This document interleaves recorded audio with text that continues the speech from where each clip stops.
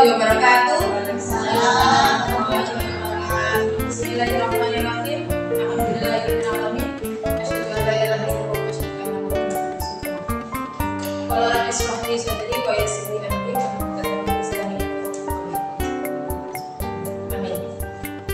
Selamat pagi teman-teman SMP Zainuddin, guru SMP Zainuddin. Hari ini kita bersama-sama akan berdiskusi. Saya sebagai calon pembina akan berbagi pemahaman dan praktik baik terkait budaya positif di kelas atau di sekolah. Ini berkaitan dengan modul saya aksi nyata di modul 1.4. Tujuan dari kegiatan hari ini yang pertama, peserta memahami konsep budaya positif.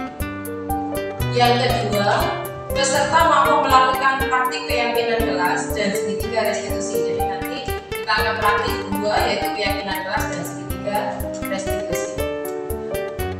Agenda kegiatan hari ini yang pertama adalah pembukaan. Oke, mari acara pada pagi hari ini kita buka dengan bacaan Bismillahirrahmanirrahim. Oke, sebelum berlanjut ke review singkat tentang konsep budaya positif, kita ice breaking dulu. Kalau saya bilang pagi, silahkan tempuhnya satu kali. Coba pagi. Kalau saya bilang siang, tempuhnya 2 kali. Kalau saya bilang sore, tempuhnya 3 kali. Kalau saya bilang malam, nggak usah tepuk, soalnya sudah istirahat. Oke, pagi, siang, sore, siang. Ulangi. Belum konsentrasi. Kita nyoba ice breaking-nya buat untuk konsentrasi. Pagi, konsentrasi banget. Pagi, sore, siang, pagi, sore, malam. Oke, terima kasih plus buat kita semua. Oke, yang pertama terkait budaya positif, ini ada perubahan paradigma. Maksudnya perubahan paradigma, ini paradigma itu sudah lama dipikir, sudah jadi kayak mengakar, tapi aslinya ini tuh harus dirubah. Apa saja? Yang pertama, ilusi guru mengontrol murid. Oke, saya contohkan. Terus ada bisa minta tolong ke depan.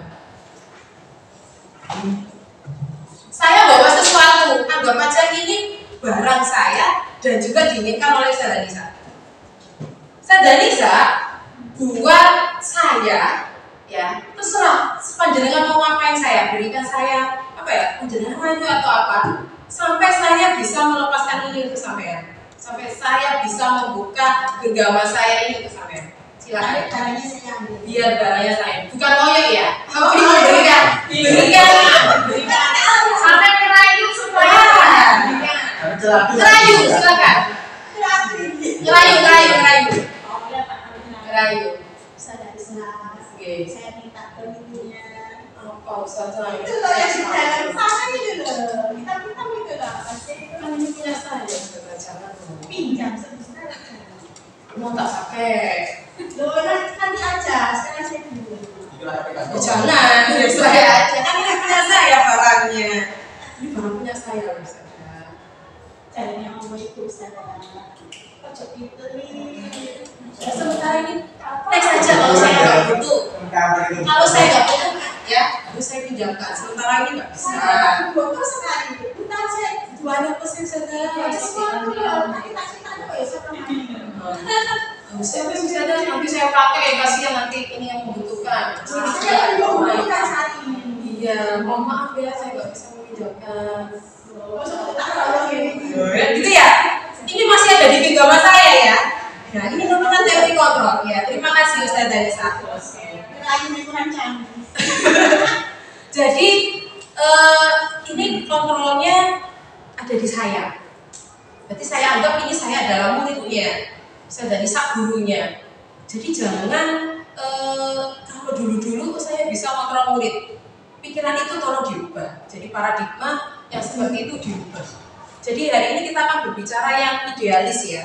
Dan nanti kita mau mengusahakan itu bisa kita lakukan di sekolah, bisa kita budayakan di sekolah. Yang kedua yaitu ilusi bahwa semua penguatan positif, efektif dan bermanfaat. Ya, ada penguatan positif. Wah, sudah bagus ini, sudah siap untuk dipajang. Silakan kreasi kamu, karya kamu sudah bagus banget. Kadang-kadang seperti ini kan untuk menguatkan siswa, tapi ternyata tidak semua itu efektif dan bermanfaat. Kadang ada siswa yang mereka akan meminta atau menunggu penguatan itu supaya melakukan sesuatu atau berkelanjutan. Tapi kadang kalau dia tidak mendapatkan penguatan itu, dia akan berhenti. Yang ketiga, ilusi bahwa kritik dan membuat orang merasa bersalah itu menguatkan karakter. Contoh, kalau kita membuat orang, kamu kok datang terlambat, gak kasihan saya kah, sering dimarahi, bisa ada sifat kayak gitu ya. Kamu kok di kelas ramai saja ya, nanti kelas yang lain terganggu, kamu gak kasihan sama saya kan, nanti dimarahi guru sebelah. Itu kan akhirnya kita mengkritik anak tersebut dan membuat mereka merasa bersalah. Ternyata itu tidak menguatkan karakter. Justru marah mereka akan membuat mereka down atau sangat merasa bersalah. Yang keempat atau terakhir yaitu ilusi bahwa orang dewasa itu punya hak untuk memaksa. Tolong jangan memaksa. Dan orang dewasa itu memiliki hak untuk memaksa, itu ilusi. Okay? Nah, ini perubahan paradigma. Saya lanjutkan. Yang kedua yaitu disiplin positif. Tujuan dari disiplin positif itu menanamkan motivasi. Jadi murid-murid sudah ada motivasi nih pada dirinya untuk menjadi apa yang mereka inginkan dan menghargai diri sendiri dengan nilai-nilai yang mereka percaya. Ini nanti kita akan belajar nilai-nilainya. Disiplin diri itu membuat seseorang menggali potensinya menuju kepada tujuan yang mulia, sesuatu yang dihargai dan bermakna. Dengan kata lain, disiplin diri juga mempelajari bagaimana cara kita mengontrol diri dan bagaimana menguasai diri untuk memilih tindakan yang mengacu pada nilai-nilai yang kita hargai agar mencapai tujuan yang mulia. Selanjutnya setelah disiplin positif yaitu motivasi perilaku manusia. Kita saja ya, nanti bisa kita refleksikan terhadap diri sendiri. Kita itu melakukan sesuatu itu karena apa? Yang pertama ya, menurut Diana dosen dalam bukunya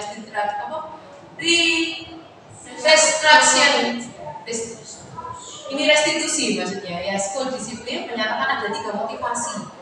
Yang pertama, orang melakukan sesuatu itu karena menghindari ketidaknyamanan. Orang melakukan sesuatu itu karena menghindari ketidaknyamanan. Yang kedua, untuk mendapatkan imbalan atau penghargaan. Nah, 2 ini berarti dia motivasinya dari luar dirinya. Dan ini kalau bisa tidak seperti ini. Kalau dari luar, harusnya yang ini, yang ketiga, yaitu untuk menjadi orang yang mereka inginkan, menghargai dirinya sendiri dengan nilai yang mereka percaya.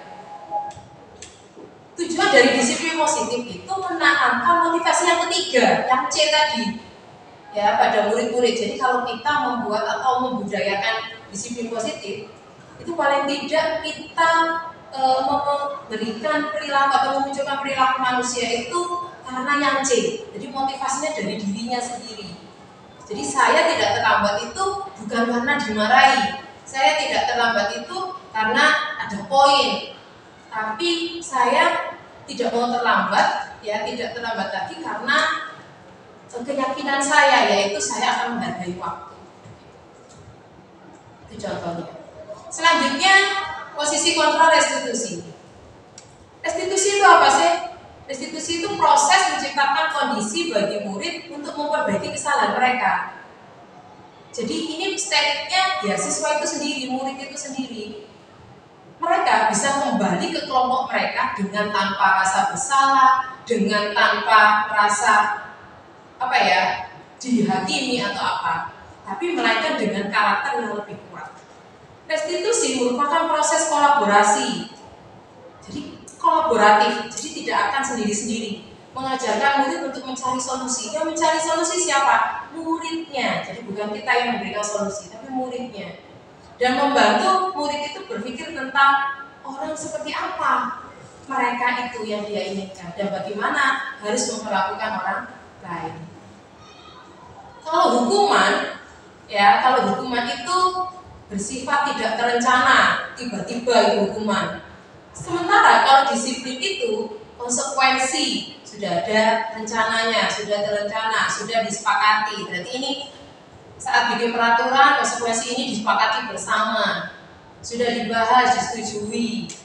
Restitusi, kalau restitusi sekarang bukan untuk menebus kesalahan, namun untuk belajar dari kesalahan.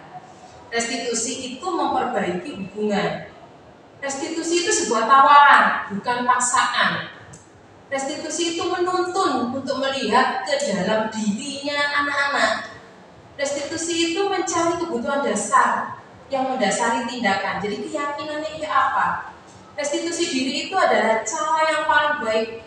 Restitusi itu fokus pada karakter, bukan tindakan. Jadi karakternya. Restitusi itu menguatkan, fokus pada solusi, dan mengembalikan murid yang berbuat salah kembali kepada kelompoknya. Oke, habis ini kita akan membedakan antara hukuman, konsekuensi, dan restitusi. Oke, kita ambil yang pertama dulu. Kalau hukuman itu sesuatu yang menyakitkan, ya, hukuman itu yang menyakitkan. Kadang kita memberi hukuman itu, apalagi si kapok, kadang gitu, ya. Ini sesuatu yang menyakitkan harus terjadi dan dialami oleh anak itu. Kalau konsekuensi, ya sesuatu yang harus terjadi karena sudah disepakati. Kalau restitusi, itu pilihan. Siapa yang memilih? Anaknya sendiri. Solusi dari anak itu sendiri. Kalau hukuman itu membuat tidak nyaman, konsekuensi pun begitu. Tapi kalau restitusi itu menguatkan. Tapi kalau hukuman itu tidak nyamannya kadang jangka panjang. Soalnya tidak disepakati bersama. Jadi di sebelah pihak saja. Seakan-akan merasa bersalahnya nanti atau sakitnya itu bisa sampai mereka sudah punya anak. Itu kadang masih tersimpan, ya, terbawa. Oke. Hukuman masih bersifat negatif, kalau konsekuensi netral, kalau yang restitusi sifatnya positif. Oke, selanjutnya kita akan cek. Ini hukuman apa konsekuensi? Ya, hukuman apa konsekuensi? Mencatat 100 kali dalam buku kalimat saya tidak akan terlambat lagi karena dia terlambat sekali. Hukuman. Kita cek. Hukuman. Karena menibas anak. Mendadak tiba-tiba gitu. Karena menurut saya karena sesuatu yang harus dilakukan itu tidak berhubungan dengan pelanggaran yang kesalahannya nggak sesuai gitu ya, yang tidak. Selanjutnya lari mengelilingi lapangan basket 2 kali. Hukuman juga konsekuensi ya. Hukuman. Banyak konsekuensi yang sudah disepakati. Kan jangan lari. Kadang-kadang kalau sudah ada kesepakatan istilahnya Yang bawa itu membuat cara ini coba. Ini konsekuensi. Karena ini sebelumnya sudah ada. Jadi konsekuensi itu kayak balikannya perjanjiannya. Ada perjanjian sebelumnya. Kalau kemarin ada yang coret-coret toilet, terus disuruh ngecat lagi mengembalikan seperti semula, berarti itu konsekuensi. Murid diminta untuk push up 15 kali. Karena tidak menggunakan masker. Hukuman. Menggantikan kertas tugas teman yang telah dicoret-coret. Berjemur di lapangan basket sampai pukul 12 siang karena mengobrol dengan temannya. Oke. Hukuman konsekuensi. Oke, bisa saya lanjut ya? Sudah bisa nggak sih? Aku masih banyak. Sudah bisa itu masih mengacu pada kesepakatan konsensus. Bukan. Kesepakatan itu begini, kadang untuk menggantikan sesuatu itu konsekuensi. Kayak gini, ini pertanyaan tadi yang tiba-tiba muncul. Kita kan pernah menerapkan kalau ada anak-anak yang berbuat pelanggaran lah, mereka kan disuruh memilih kamu konsekuensinya apa. Nah, ini apakah surat pendek, apakah itu termasuk konsekuensi. Ini kan perjanjian, mungkin saya tuh pikirnya di situ. Kalau ini tadi kan karena terlambat, berarti langsung tuh kayak gitu loh. Karena terlambat kan kita sudah ada konsekuensi terlambat. Kalau saya memahami itu begini, kalau sudut pandang hukum, tata tertib lah ya, tata tertib, maka pengistilahannya tetap hukuman, meskipun sanksi gitu ya. tetap sanksi, meskipun itu adalah konsekuensi. Misalnya barang siapa yang muncul teknologi harus mengejar kembali. Dalam bahasa hukum istilahnya tetap sanksi, tapi dalam bahasa manajemen ini pendidikan itu adalah sanksi yang berupa konsekuensi. Bedanya kalau yang sanksi itu sudah menjadi kesepakatan tertulis, kalau yang bukan sanksi itu apa jenis reaksional, langsung inovasi dari gurunya. Kalau melakukan ini sekarang kamu suruh begini, tapi tidak ada acuan tata tertibnya. Itu sebenarnya juga hukuman yang tidak mengacu pada sanksi tertulis. Oke. Bayangan Saya lanjutkan. Terima kasih. Selanjutnya 5 posisi kontrol. Kita mengatasi masalah atau ketika kita mendapati anak itu bermasalah, kita sering memposisikan yang seperti apa gitu ya dari 5 posisi kontrol ini. Yang pertama penghukum, yang kedua pembuat merasa bersalah, yang ketiga sebagai teman, yang keempat pemantau, yang kelima manajer. Kalau dari refleksi saya ya, sebelum saya belajar konsep ini, kalau penghukum saya juara ya, tapi untuk membuat merasa bersalah seakan-akan ini yang sering saya lakukan, karena saya awalnya itu merasa ketika mereka saya buat merasa bersalah dia akan berubah gitu, tapi ternyata setelah saya baca materi ini tidak, ilusi. Betul, karena mereka akhirnya nge-down, bisa jadi nge-down banget. Terus yang ketiga yaitu sebagai teman, karena saya juga melakukan ini. Tapi ternyata ketika sebagai teman nanti dia nanti dia jaga no Pak, betul, jaga no, dekenganku gitu ya, dekengan pusat gitu. Kalau sebagai pemantau itu cuma lihat saja, ngarahkan saja. Nah, kalau bisa tujuan akhir dari 5 posisi kontrol seorang guru itu harusnya memposisikan dirinya sebagai manajer. Ya, dimana di posisi ini murid menjadi pribadi yang mandiri, merdeka dan bertanggung jawab atas segala perilaku dan sikapnya, yang pada akhirnya dapat menciptakan lingkungan yang positif, nyaman dan aman. Selanjutnya saya akan menunjukkan video.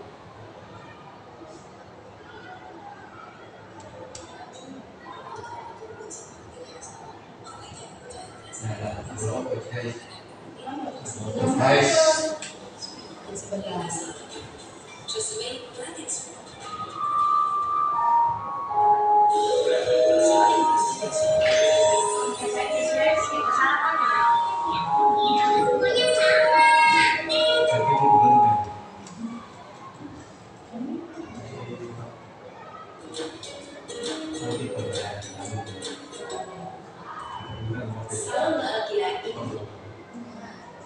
Dalam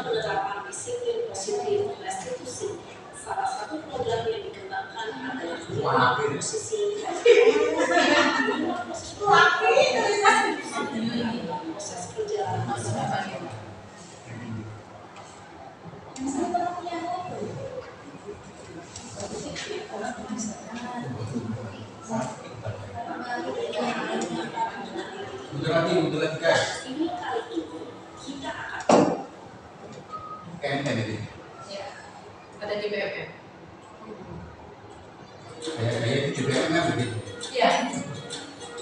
Kita bisa ambil dari BMM ya. bahagia ibu dan bapak Iya. dalam penerapan misi Ya, iya, salah satu program yang dikembangkan adalah 5 posisi kontrol. Ini Ada menyebabkan suaranya. proses perjalanan seorang pendidik agar dapat mengenali dirinya.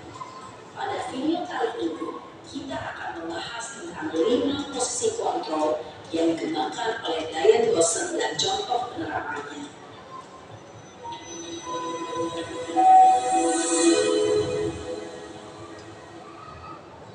Lima posisi kontrol itu adalah 1. Posisi penghukum, 2.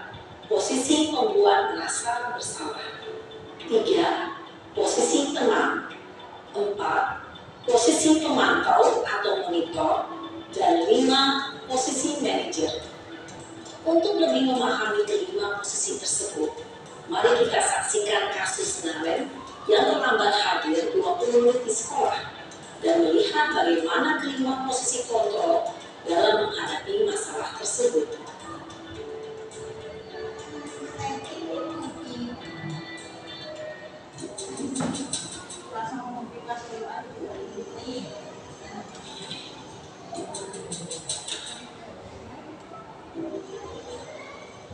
Naren!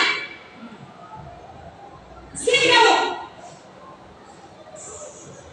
Selamat pagi, Bu. Selalu terlambat. Kamu deh, pasti terlambat. Maaf, Bu. Saya Apa? Apa coba? Alasan kamu apa lagi? Kapan sih kamu tidak terlambat? Malas sekali ya kamu jadi anak. saya Dasar pemalas. Gak kapok-kapok sih kamu. Sudah berapa kali terlambat? Sana, kamu keliling lapangan basket 2 kali. kenapa saya harus keliling lapangan basket, Bu? Kenapa? Kamu melawan ibu. Berani-beraninya jawab. Sudah terlambat, masih berani jawab pula. Sekarang, keliling lapangan basket 5 kali sekalian. Biar kapok. Coba, pergi sana ke lapangan basket. Posisi penghukum bicara dengan nada tinggi, menghardik, menunjuk-nunjuk, menyakiti, dan menyindir. Hukuman bisa berupa fisik maupun psikis. Ibu dan bapak guru hebat. Dampak yang terjadi pada murid ketika guru berada pada posisi penghukum adalah murid cenderung akan memberontak, bahkan menyimpan dendam.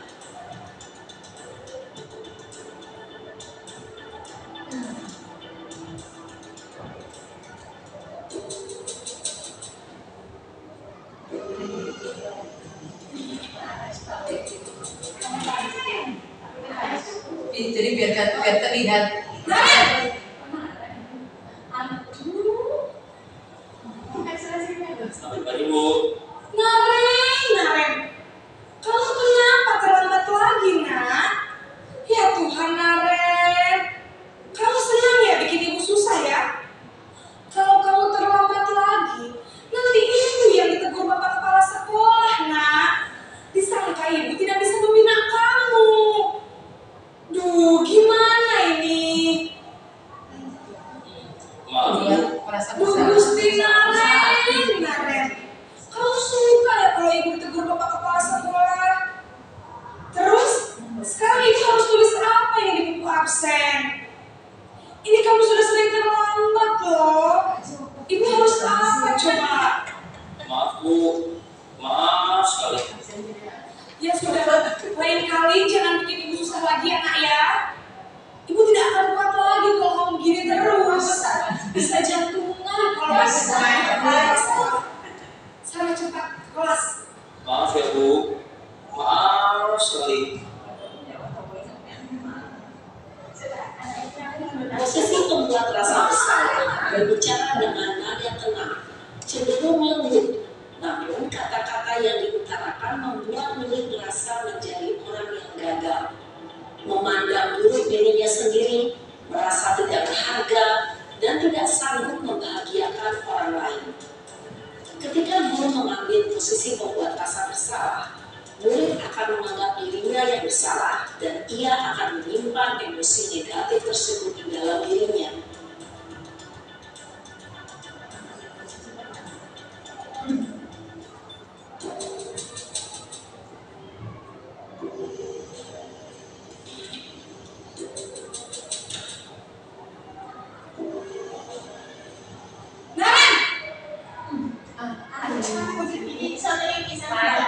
Selamat Ibu. Wah, sudah jam berapa ini, Nak? Terlambat lagi ya, sayang. Habis ibu saya lupa bangunkan saya, Bu. Kamu malah menyalahkan ibu kamu. Kamu bukannya anak yang larinya paling kencang. Kok terlambat sih? Iya, Bu. Saya memang terlambat bangun tadi. Jadi biarpun saya lari kencang, tetap gak kekejar, Bu. Ya sudah sana. Nanti lain kali larinya lebih kencang lagi ya. Biar gak terlambat lagi. Bikin senang demi ibu. Bisa kan? Bisa lah, Bu. Ya sudah sana masuk kelas. Ibu beresin urusan absen kamu. Kamu ini ada-ada saja. Dalam posisi tenang, guru berbicara dengan nada suara ramah, akrab, cenderung bersenda gurau untuk menjaga suasana tetap santai. Murid akan merasa senang, aman, dan akrab dengan guru. Identitas yang tercipta adalah identitas sukses atau berhasil. Namun, perlu diingat, karena ini masih dorongan eksternal, maka ada faktor ketergantungan dari murid kepada orang tertentu. Di sini, guru aksennya, sehingga di lain waktu, murid bisa berperilaku baik, namun hanya kepada orang-orang tertentu saja.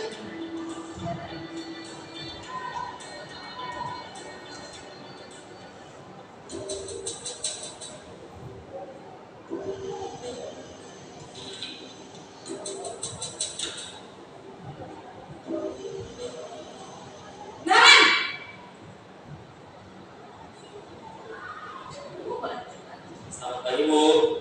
Nah, Rem, apa peraturan sekolah kita tentang jam berapa kita harus masuk sekolah, Nak? Kita harus di sekolah jam 7, Bu. Iya, betul. Sekarang sudah jam 7.20. Nah, Rem sudah tahu konsekuensinya jika terlambat hadir. Paham, Bu. Saya harus tinggal kelas pas jam istirahat selama 20 menit. Iya, benar. Konsekuensinya demikian. Jadi nanti jam 9.30 pas istirahat, kamu harus tinggal di kelas, kerjakan tugas tambahan untuk ketertinggalan kamu, ya? Baik, Bu. Posisi pemantau mengandalkan penghitungan atau data untuk mengontrol murid. Guru mengarahkan murid berdasarkan peraturan dan konsekuensi. Seorang pemantau menunjukkan bahasa tubuh dan ekspresi wajah yang datar dan cenderung formal.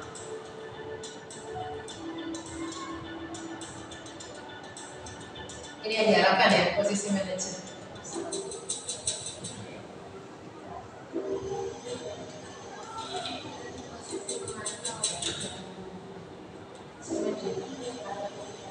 Nah,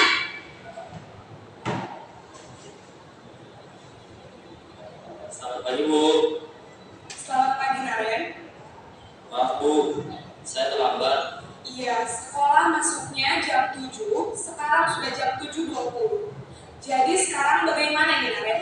Maaf, Bu. Saya lupa setel alarm saya semalam. Baiklah, menurut kamu, keyakinan sekolah yang mana yang perlu kamu tingkatkan? Menghargai diri sendiri dan orang lain mungkin, ya, Bu. Setuju. Jadi, apakah Naren meyakini prinsip saling menghormati tersebut? Iya, Bu. Saya meyakininya. Apakah Naren bersedia memperbaiki masalah keterlambatan ini? Bersedia, Bu. Bagaimana kamu akan perbaiki masalah keterlambatan ini? Saya akan coba untuk tidak lupa menyetel alarm saya, Bu. Baik, kalau Naren lupa menyetel alarm di rumah, ada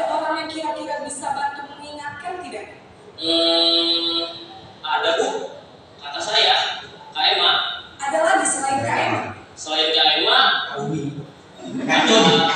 ibu saya. Baik, jadi yang mengingatkan Naren adalah Kak Emma dan ibu kamu ya. Kira-kira akan mulai start alarm kapan nih Naren? Setelah pulang sekolah, akan segera saya lakukan. Baik, jadi Naren akan setel alarm untuk bangun besok pagi dan akan diingatkan oleh kakak dan ibu dan Naren ya. Ada lagi yang mungkin perlu dilakukan Naren agar tidak terlambat bangun lagi. Tidak ada Bu. Baik Naren, terima kasih untuk kerjasama kamu. Sekarang kamu perlu kembali ke kelas untuk belajar. Baik Bu, terima kasih. Posisi manajer adalah posisi kontrol yang disarankan untuk membimbing murid memiliki sikap disiplin yang positif, yaitu murid yang mandiri, bertanggung jawab, dan dapat memecahkan masalah. Tujuan dari posisi ini adalah agar murid dapat berefleksi atas tindakannya. Guru akan dengan terus memberikan pertanyaan-pertanyaan bermakna, sehingga membuat murid dapat belajar dari kesalahannya dan mencari sebuah solusi untuk menyelesaikannya. Ibu dan Bapak Guru hebat, setelah mengamati adegan kelima posisi kontrol tadi, kira-kira posisi mana yang paling ideal? Posisi mana yang paling ideal? Dapat menunjang motivasi intrinsik murid? Ya, tentu posisi manajer. Posisi ini memang posisi ideal yang ingin dituju setiap pendidik. Pada posisi inilah, guru dapat menerapkan disiplin positif yang memihak pada murid, yang memerdekakan murid. Perjalanan seorang pendidik tentunya tidak mudah untuk sampai pada posisi seorang manajer. Namun, tujuan kita pasti, yaitu menciptakan murid-murid yang mandiri, merdeka, dan bertanggung jawab. Semoga penggambaran 5 posisi kontrol yang telah diperlihatkan ini dapat menjadi ajang refleksi bagi kita semua, agar dapat terus mengasah dan menerapkan disiplin positif yang memerdekakan murid. Mari terus berlatih dan bersemangat. Selamat menerapkan. Salam dan bahagia, Ibu dan Bapak Guru hebat. Salam.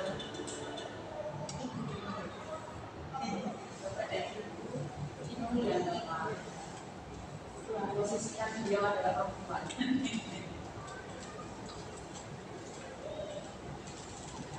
Oke, ini tadi sudah ya, kita review sebentar untuk 5 posisi kontrol.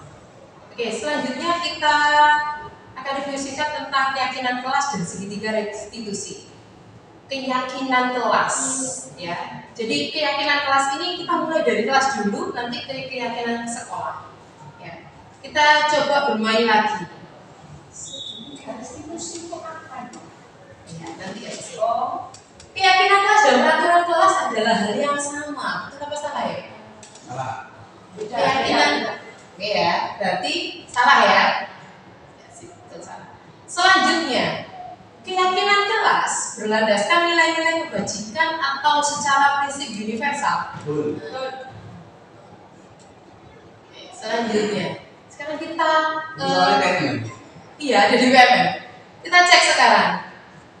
Kalau di sekitar kita ini ada contoh menggunakan helm, ya saat mengendarai motor itu kan peraturan. Ada nilai kebajikan apa atau keyakinan apa yang bisa diangkat dari menggunakan helm? Keselamatan. Membuang sampah pada tempatnya. Kebersihan, kesehatan, terus menjaga kebersihan. Oke. Dilarang menggunakan kata-kata kotor atau kata-kata kasar. Menghargai, terus dengan manusia ya, menggunakan kata-kata hubungan dengan manusia. Kalau hubungan dengan manusia berarti bisa menghargai, menghormati, gitu ya. Ya, selalu bersikap positif atau hormat. Sekarang ada urutan langkah utama dalam menetapkan keyakinan kelas. Yang mana dulu? Itu nggak betul. Mboten nurut. Itu mboten nurut. Untuk nyari ya, mengadakan kajian. Mencari. Sari. menyari. Sari. KPTS.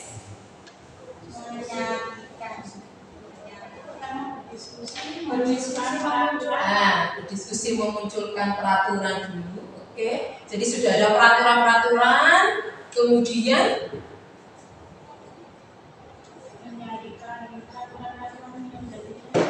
kita cek dulu kalau bisa peraturan itu tidak dengan kalimat negatif, jangan, tidak, itu dihindari. Nah, berarti kita positifkan dulu kalimat-kalimat. Misal tidak boleh berkata kotor, berarti kita ganti dengan kata yang sopan, gitu. Oke, selanjutnya setelah ada peraturan dengan kata-kata yang positif tadi, baru kita cari keyakinannya. Gitu ya, kita menyarikan peraturan ini keselamatan apa kayak tadi ya, pakai helm, ini tentang keselamatan. Berarti kita hubungkan dulu dari peraturan itu ke kebajikan, ke apa itu, nilai keyakinan. Selanjutnya berdiskusi gambaran perilaku yang mereka lakukan, yang dapat mereka lakukan untuk mencerminkan keyakinan khas itu seperti apa saja. Baru selanjutnya kita diskusi peran seluruh warga kelas apa. Jadi kalau kita di kelas itu kamu sebagai apa? Kamu harus bagaimana? Peran-perannya biar ngobrol sendiri. Oh saya berarti harus begini, saya harus apa? Melakukan apa itu pikir dengan tertib atau bagaimana. Nah selanjutnya meninjau ulang. Nah ini meninjau ulang keyakinan kelas dari waktu ke waktu. Kita ingatkan kembali keyakinan kelas apa ya yang sudah pernah kita sepakati, atau keyakinan kelas apa ya yang kita harus kuatkan di kelas lagi. Oke, selanjutnya materi tentang 5 kebutuhan dasar. Aslinya 5 kebutuhan dasar ini sebagai motivasi atau alasan anak-anak melakukan pelanggaran atau meminta sesuatu atau berlaku sesuatu. Seperti kita. Kadang kita kalau ngobrol sama orang itu kan jawil-jawil. Itu adalah salah satu kebutuhan dasar manusia itu. Atau ada juga yang ingin dipuji. Ini dipuji, dia kan melakukan sesuatu dengan enak, dengan baik. Nah itu adalah salah satu kebutuhan. Oke, sekarang kita cek kebutuhan dasar manusia itu apa saja. Yang pertama, yang kedua, cinta kasih sayang. yang ketiga, yang keempat,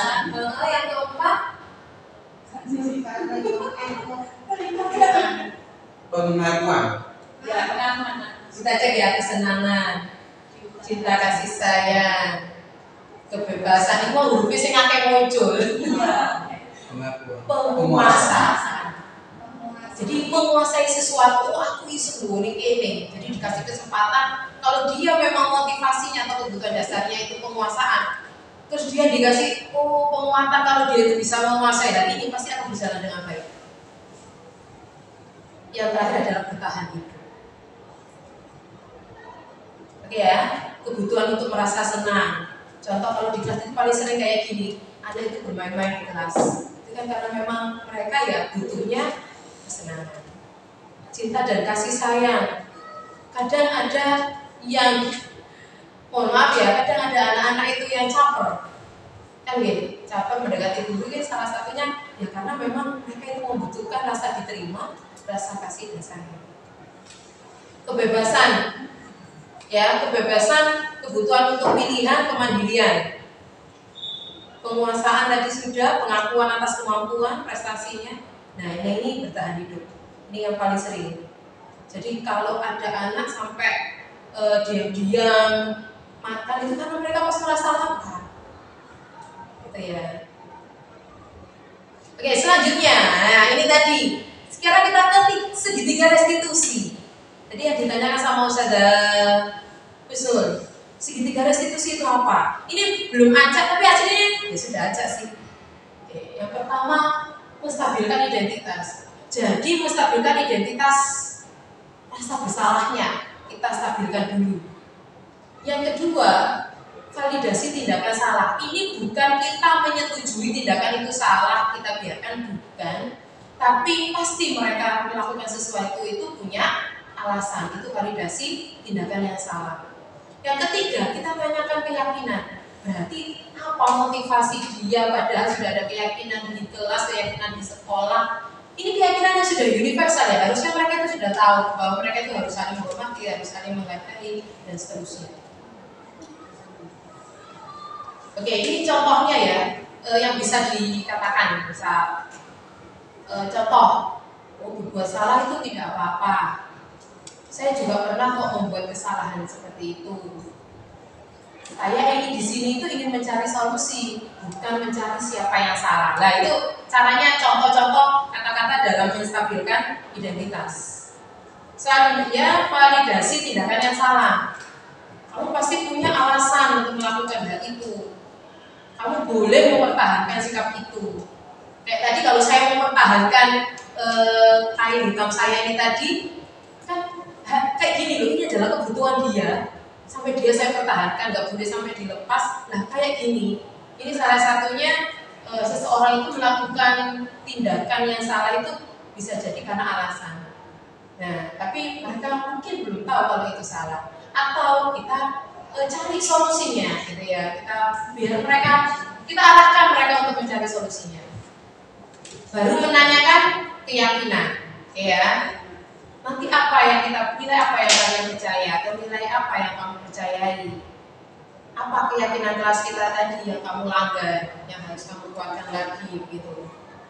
Oke, sudah siap praktik? Ya, kita praktikan. Oke, mari kita praktikan. Sekarang kita praktik keyakinan kelas. Oke, saya contohkan, saya adalah sebagai guru di sini. Nanti panjenengan adalah siswa di kelas saya. Ya, kita perhatikan. Assalamualaikum warahmatullahi wabarakatuh. Selamat pagi, salam sehat semua. Kelas 7D, perkenalkan saya Ustazah Islam. Ya, saya adalah wali kelas kalian. Biasanya keyakinan kelas itu di awal ya. Oke, perkenalkan saya Ustazah Islam, saya adalah wali kelas kalian. Oke, supaya kelas kita itu terasa nyaman. Kita buat peraturan bersama ya, supaya kita belajarnya di kelas itu nyaman. Coba saya minta 3 peraturan yang harus kita buat di kelas kita. Kebersihan kelas? Enggak, peraturan misalnya. Peraturannya. Oke. Buang sampah pada tempatnya gitu ya. Selanjutnya, Tidak makan saat pelajaran. oke, tidak makan saat pelajaran.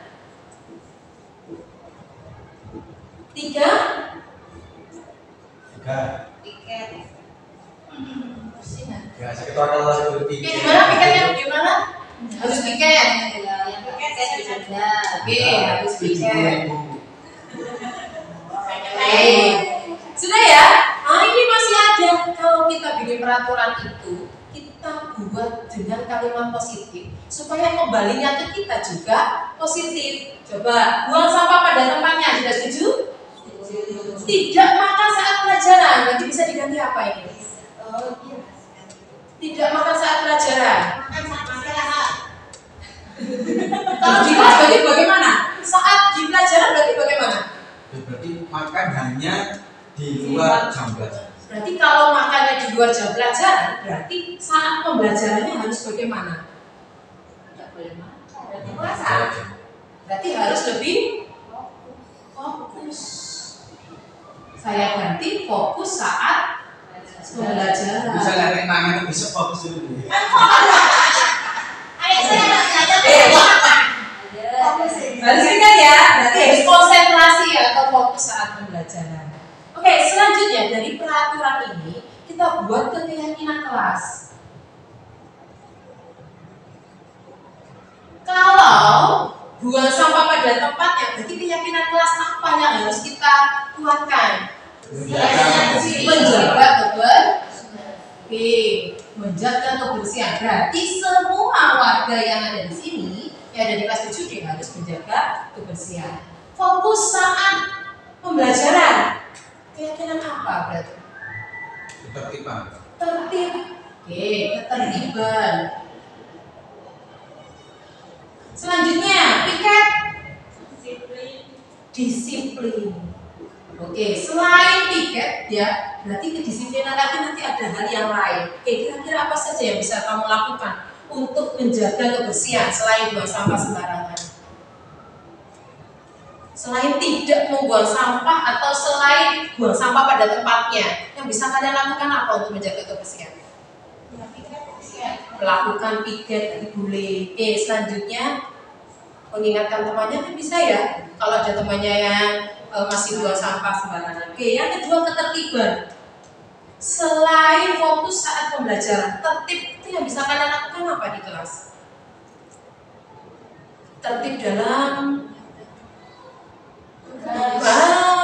menyiapkan alat tulisnya, mengerjakan tugasnya, bisa masuk ke disiplin juga ya.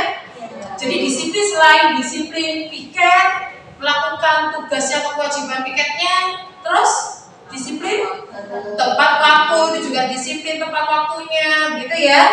Oke, saya ulangi lagi, keyakinan kelas yang harus ada, yang harus kita kuatkan di kelas 7D, yaitu menjaga kebersihan, menjaga ketertiban, dan selalu disiplin. Seperti yang sudah kita sampaikan tadi. Ada yang ditanyakan? Bisa dalam 1 tahun ke depan selama di kelas 7D kita lakukan ya? Bisa. Terima kasih, sudah ganti, itu sudah ada gurunya menunggu di depan. Terima kasih untuk hari ini. Mohon maaf bila ada salah. Assalamualaikum warahmatullahi wabarakatuh. Oke, itu tadi praktik keyakinan kelas. Mungkin ini akan hal yang kecil dulu ya di kelas, dan nanti kita bisa gunakan. Ini mungkin program selanjutnya Ustadz Kasbul. Betul, ke guru atau ke sekolah, ke keyakinan sekolah. Jadi kita ke kelas dulu ya. Ini kan kelas sudah, wali kelas sudah. Nanti kita kerjasama wali kelas semua. Selanjutnya ke keyakinan dari peraturan sekolah jadi keyakinan sekolah. Saya cenderung berangkat dari kelas. Nih ya, kita ke kelas dulu. Masyarakat gitu ya, berangkat dari rumah. Dari yang kecil. Kalau rumah ini sudah memegang keyakinan kelasnya, nanti terbiasa. Ke atas ya gampang. Tapi kalau atas dulu. Ke atas itu riak-riak di bawah lebih cepat. Berarti kita akan mungkin bisa bikin program untuk next selanjutnya yang bekerja sama dengan wali kelas. Saya kok tidak program itu ke anak saya yang lain. Iya. Anakku juga masuk. Ya maksudnya kita sebagai boleh. Memang benar ini salah satunya praktiknya, dan kebetulan dengan belajar ini, kebetulan kemarin itu saya belajarnya tidak ke kelas dulu, tapi di rumah. Jadi kita menyelesaikan masalah di rumah, kita memposisikan kontrol sebagai apa? Kalau saya memang sering sebagai pembuat rasa bersalah, karena memang kalau dulu menghukum saya rasa apa dan saya capek, akhirnya saya memilih dan yang saya tindak kata yang saya pilih itu adalah pembuat rasa bersalah, dan ternyata nggak boleh. Nanti akan saya coba ke posisi manajer. Ya, nanti kita sama-sama coba. Ini buat anaknya saya tadi katanya. Introspeksi. Oke, sekarang kita praktis segitiga restitusi. Ini saya sama Ustazah Husnul. Ya, Ustazah Husnul ini seperti tadi ya, seperti Naren atau ada masalah yang lain. Mungkin Ustazah Husnul sebagai guru BK, kita mencoba selain datang terlambat, kita mencoba segitiga restitusi. Oke, kita bicara tugas ya. Dari situ apa di depan? Dari sini aja ya. Saya yang jadi yang muridnya. Oke. Saya itu kalau saya tugas saya Bapak Ibu. Oke, garap tugas gitu ya. Oke, selanjutnya garap tugas karena bantu ibu ngomong aja. Boleh. Oke. Oke, yang pertama. Oke, selamat pagi Naya gitu ya. Selamat pagi Naya. Iya. Naya, saya kan sebagai wali kelas kamu, saya tuh dapat laporan dari guru matematikanya. Katanya kamu kok sering tidak mengerjakan tugas ya? Gimana ya Bu ya? Naya, sebetulnya saya suka loh, bukan sekedar matematika, saya suka banget. Nah, gimana ya? Gimana ya? Gini, kemarin itu kebetulan ibu repot banget di rumah.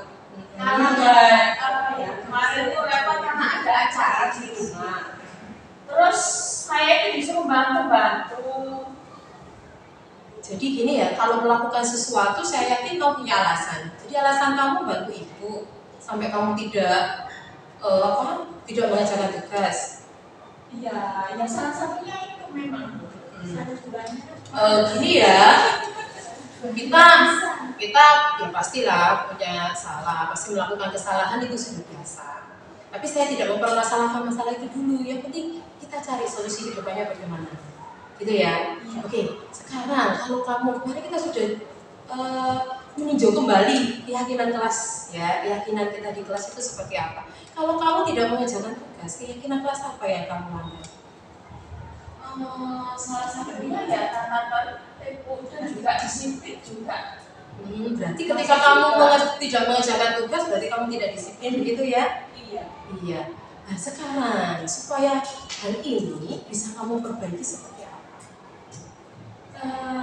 Begini, mungkin kalau ada tugas, sebisa mungkin saya kerjakan di sekolah.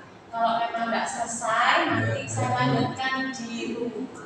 Oke, kalau kamu menemukan kesulitan di sekolah tadi, bagaimana? Apa yang kamu lakukan?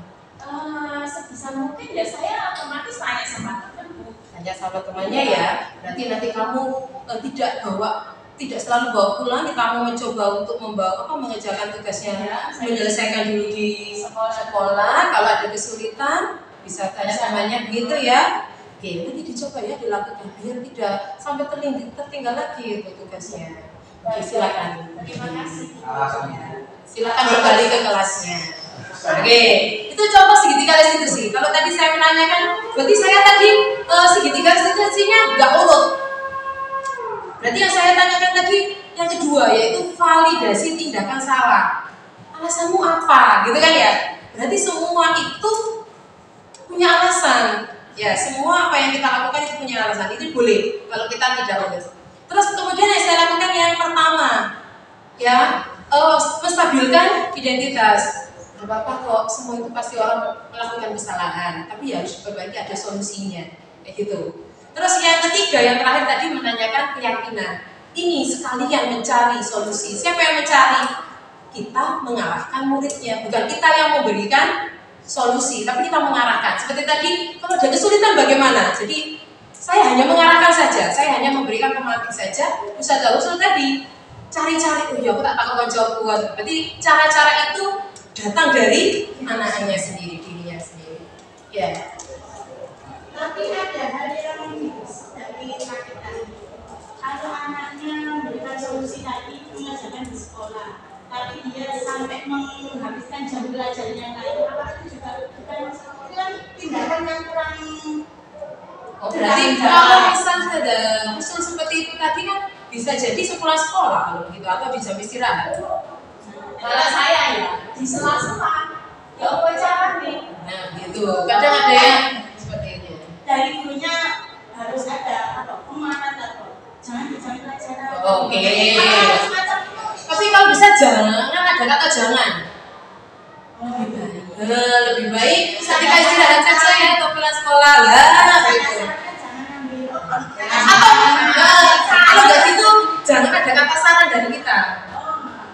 Atau tanya saja, terus kamu kerjanya di kapan? Ya gitu loh. Kayak tadi kan saya mau kerjakan di sekolah saja. Terus kapan ketika kamu di sekolah itu saat-saat kapan kamu mengerjakannya di sekolah? Nah, kayak gitu loh ya. Kan nanti datangnya dari siswanya sendiri.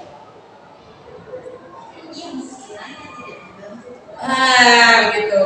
Jadi nanti anaknya sendiri yang milih. Oke, bisa kita simpulkan. Ini simpulan dari saya sendiri ketika selama mempelajari materi yang saya hubungkan dengan materi-materi sebelumnya. Jadi materi ini kan berkelanjutan, keterkaitan. Dengan menjalankan budaya positif di sekolah, maka kita sebagai guru akan mudah mewujudkan tujuan nasional sesuai dengan filosofinya KHD, Ki Hajar Dewantara, yaitu pendidikan yang berpihak pada murid dan menuntun mereka. Jadi kita itu menuntun, kita itu mengarahkan saja. Budaya positif di sekolah akan mudah terlaksana bila seorang guru memiliki nilai seorang guru, yaitu berpihak pada murid. Ini kita ya, kita mudah untuk melaksanakan kalau kita berpihak pada murid, kita mandiri, kita melakukan reflektif, kita kolaboratif, ini penting. Kita itu bekerja sama, nggak mungkin saya sendiri untuk menciptakan budaya positif di sekolah, nggak mungkin. Jadi kita kolaboratif dan inovatif. Termasuk juga peran guru. Kalau tadi nilai seorang guru, sekarang peran guru, yaitu guru itu sebagai pemimpin pembelajaran. Berarti manajernya loh, kelas itu sampean. Pendorong kolaborasi. Ayo kita bekerja sama. Jadi kalau tidak ada yang mendorong, contoh ini Ustazah Iva, ayo udah, ayo kamu nggak ada yang seperti itunya, kita nggak akan budak-budak. Penggerak komunitas praktisi seperti Ustadz Kasum kemarin, ayo GMPS. Kalau nggak ada yang penggerak seperti itu, nggak ada yang nyuruh seperti itu, kita nggak akan terlaksana, gitu ya? Komunitas praktisinya mewujudkan kepemimpinan murid. Ini mungkin kayak Ustazah Ismi ada OSIS. Kalau saya di kelas, kebetulan kalau saya nih ya, saya berbagi praktik baik. Saya tidak menyuruh ketua kelas terus, gantian. Jadi kalau kelas 7D yang tahun lalu itu misal seperti ini, Wayahe Mading, saya berikan Al-Fatihah.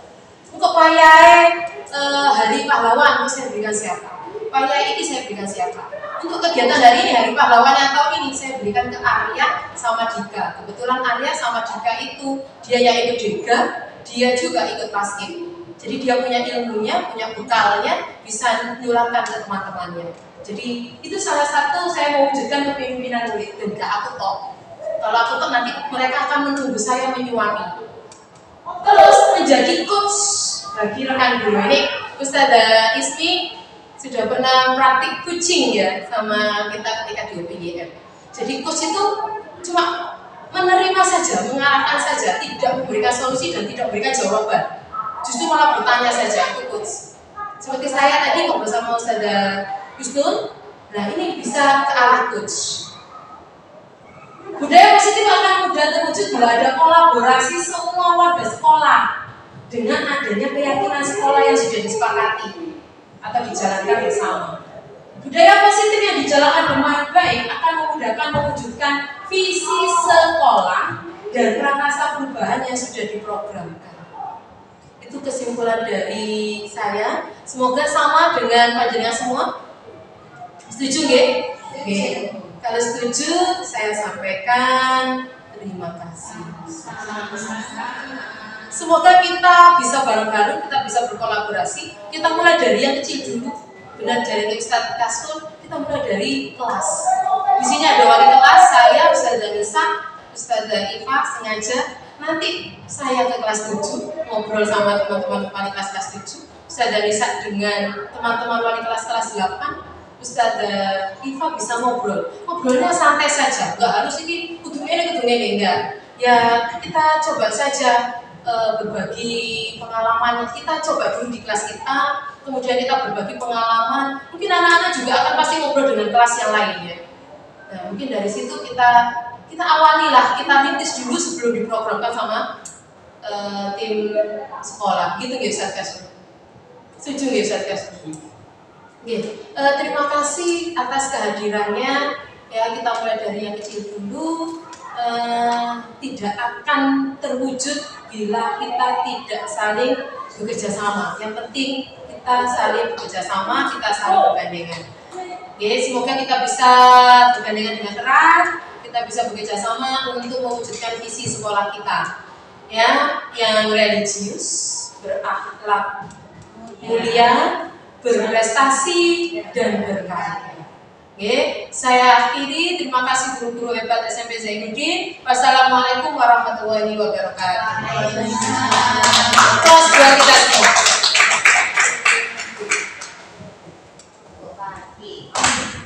Pagi, sore. Memang semua orang itu kan, saya juga pernah melakukan kesalahan. Jadi orang melakukan kesalahan itu biasa. Tapi sekarang fokus kamu kesalahan yang kemarin-kemarin, udah sekarang kita solusi. Kamu sampai hari ini gimana? Saya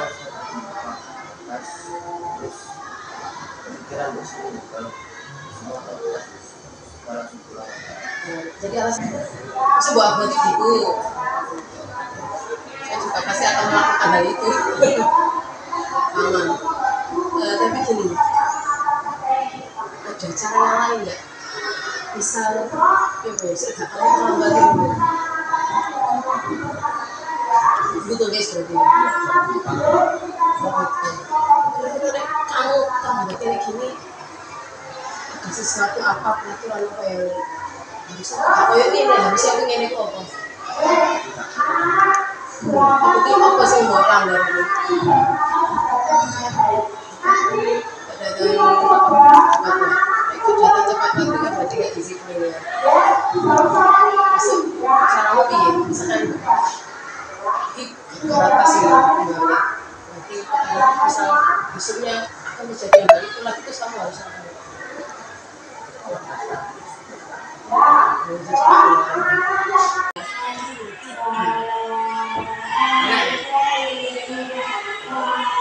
Sampai tidur ya.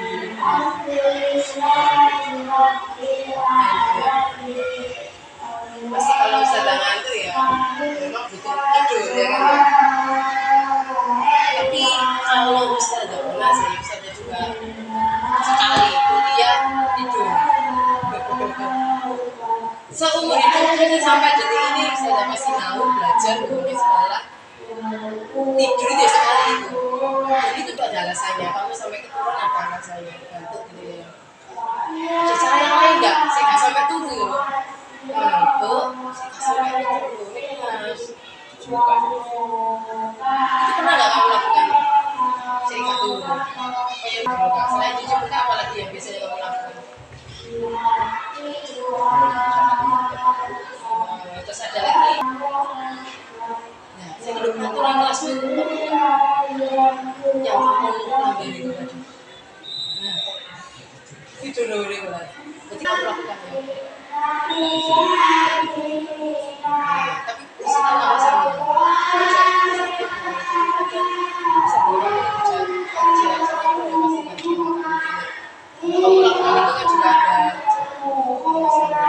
Tapi ya harus tahu apa dan kalau bisa cari solusinya.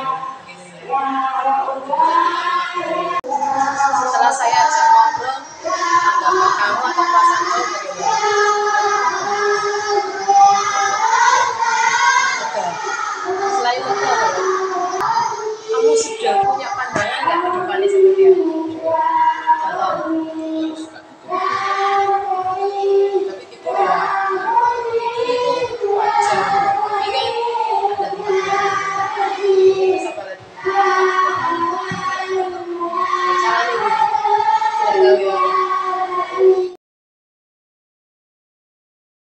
Oke, kelas 7-nya. Assalamualaikum warahmatullahi wabarakatuh. Waalaikumsalam warahmatullahi wabarakatuh. Sehat semuanya ya.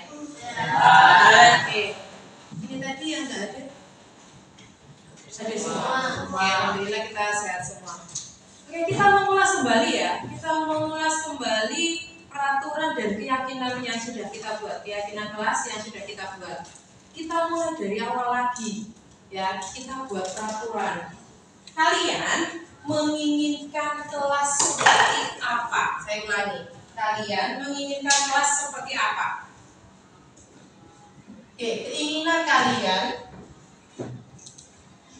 kalian mau kelas itu seperti apa? Silakan. Menghargai, Oke. rukun, saling menghormati. Misal, tadi misal seperti ini. Jangan ada yang mengejek. Ya, itu contohnya, itu keinginan. Oke, saya ulangi lagi. Pita, tadi apa Pita? Saling menghormati. Saling menghormati. Rukun itu berarti apa? Ya, keinginan kamu itu seperti apa? Gak ada yang masuk sini. Gak ada. Kelas lain yang masuk sini. Oke. Tidak ada anak Kelas lain yang masuk sini. kelas lain masuk tanpa Izin. Oke, apa lagi? Saling tolong menolong. Terus menghargai, menghormati. Boleh, lanjut. Tidak ada pembulian. Tidak ada pembulian. Bekerja sama. Terus kalau belajar bagaimana? Yuk, sudah kerja sama. Terus tertib. Oke, tertib.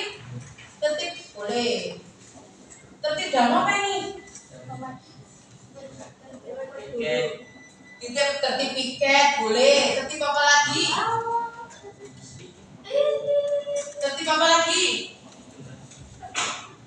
Ayo tertib apa lagi? Mengerjakan tugas yang keras. Tertib mengerjakan tugas. Ada lagi? Sudah cukup? Gimana? Yang keras. Hah?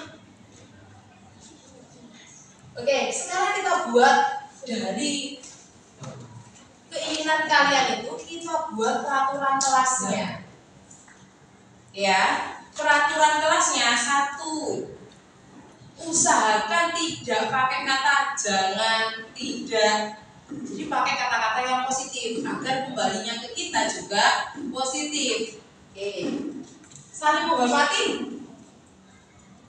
Saling menghormati gitu ya. Sama ya, masih tetap. Oke. Saling menghormati. Apalagi tidak ada anak kelas lain masuk tanpa izin. Tidak tanpa. Ganti. Bisa kita ganti dengan kata-kata apa? Ayo. Pakai kata positif, jangan pakai kata tidak boleh. Jangan pakai kata tidak ada. Nah, masuk dengan masuk kelas dengan izin. Oke, bagus. 3. Saling tolong-menolong, ada yang sama? Saling bantu mana? Enggak, maksudnya dari sini yang sama dengan saling tolong-menolong? Bekerja sama, berarti saya bisa ambil yang mana ini? Bekerja sama. Oke. Bekerja sama. Oke, apa lagi? Ya, ini sama ini. Oke. Tidak ada pembulian. Tidak ada. Kata tidak adanya diganti apa ini? Tanpa ya sama. Negatif. Yang positif. Kalau tidak ada pembulian berarti apa? Menghindari pembulian. Menghindari itu juga negatif loh. Berarti diganti yang bagus, kata-katanya yang positif. Berkata, kalau bully kan berkatanya tidak bagus. Berarti kalau tidak ada yang diganti, berarti tidak ada pembulian, kita ganti dengan apa? Berkata yang baik. Oke, berkata yang baik. Kalau kemarin berkata yang baik sama kita dianggap seperti apa? Oke, berkata yang baik atau santun. Oke, lanjut. 5. Tertib pikir, tertib mengerjakan tugas ini apa? Oke, tulis ya, sama aja ya. Tertib pikir, tertib mengerjakan. Nah, sekarang dari peraturan ini kita buat keyakinan kelas. Seperti yang sebelumnya kemarin. Oke, nomor 1. Kalau keyakinan itu nilai kebajikan yang dimiliki oleh atau dikenal oleh sampai ke dunia. Ya, sampai ke dunia. Maksudnya, oh iya ini saling menghargai, saling menghormati, menghargai. Ini kalau di luar sana, kalau kita ke Malaysia ini juga ada saling menghormati sama menghargai, begitu ya. Oke, berarti kita pakai apa?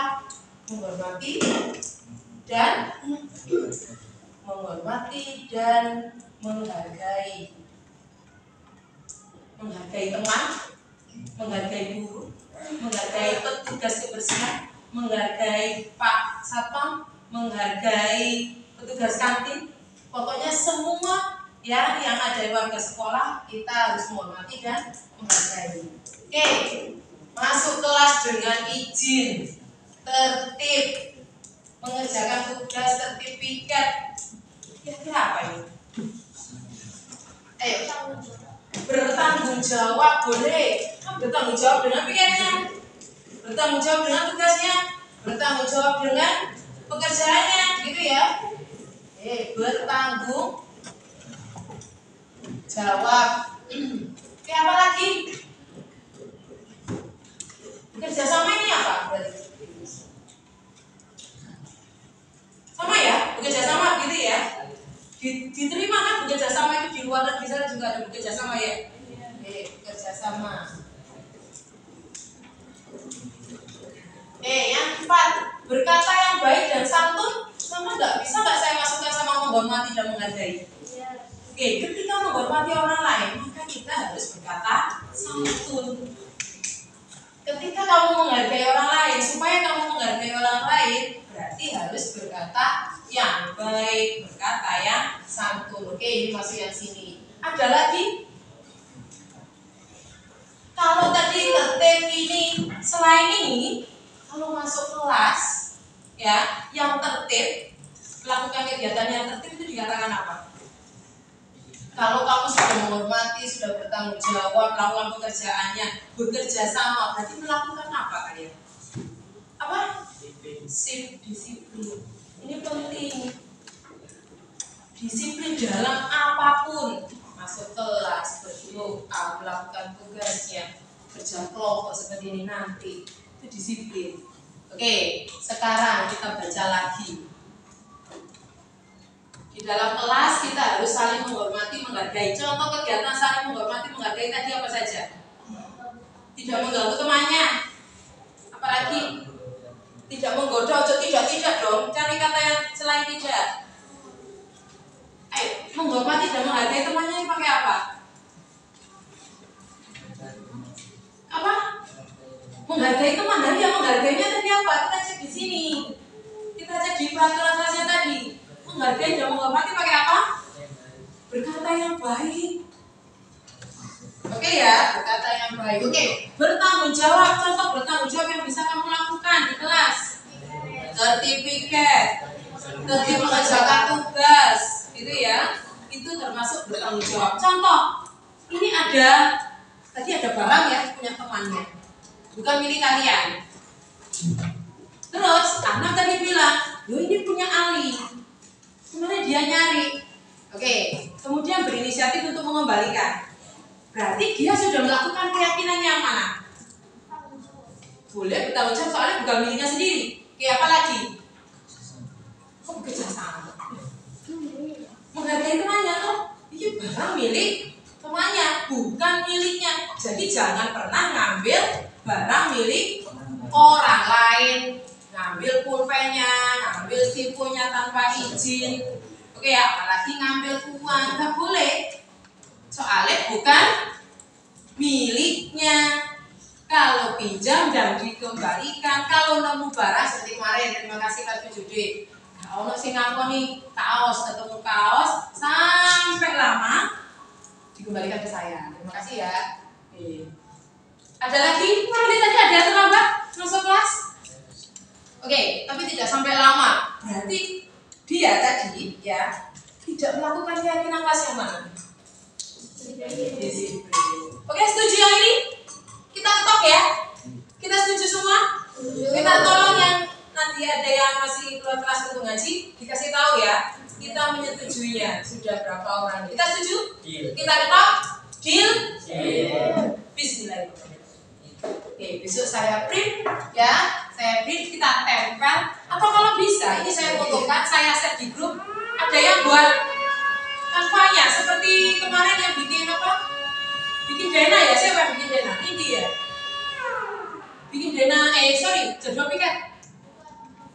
Kanza, oke, nanti bisa diberitahu ke Kanza ya kita bikin. Oke, terima kasih waktunya sudah habis. Kita bertemu nanti ya. Pertemuan selanjutnya kita akan bahas ya persiapan koordinator. Nanti kita akan diskusi. Oke, saya akhiri. Wassalamualaikum warahmatullahi wabarakatuh.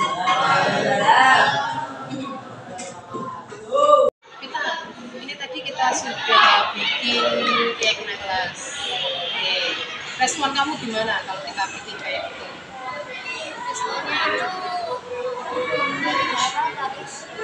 Ya, maksudnya bagaimana tanggapan kamu dengan hal seperti ini?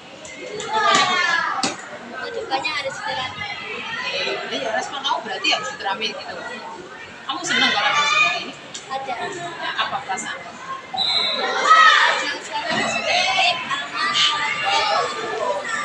Oke, berarti ada keinginan yang ingin kamu capai, yang ingin kamu miliki. Di antaranya tadi apa? Saya mendapatkan Di kelasnya apa? kelasnya itu